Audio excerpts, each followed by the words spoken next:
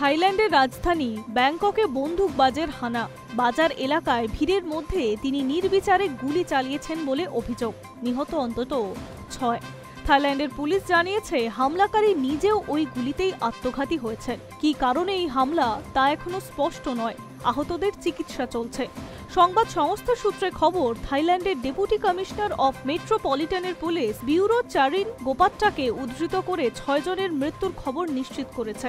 এই 6 জনের মধ্যে হামলাকারীও রয়েছে। ব্যাংককের চাটুচাকের ওরতোরকর মার্কেটের ঘটনা। ব্যাংককের হাসপাতালগুলির নিয়ন্ত্রণকারী সংস্থা এরানওয়ান এমার্জেন্সি মেডিকেল সেন্টারের পরিসংখ্যান অনুযায়ী ওই মার্কেটে 4 জন নিরাপত্তা রক্ষীকে খুন করা হয়েছে।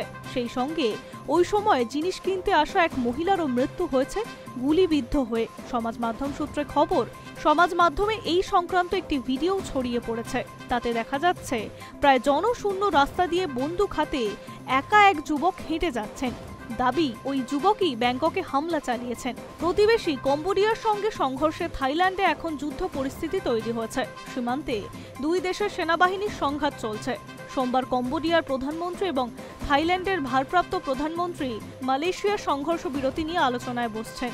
আমেরিকার প্রেসিডেন্ট ডোনাল্ড ট্রাম্প রবিবার দাবি করেন তিনি এই দুই দেশের প্রধানের সঙ্গে কথা বলেছেন এবং তারা সংঘর্ষ বিরতিতে সম্মত হয়েছেন। কিন্তু তারপরেও সংঘর্ষ থামেনি বলে অভিযোগ।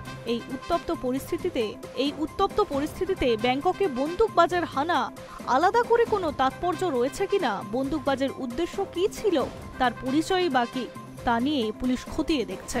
High News network.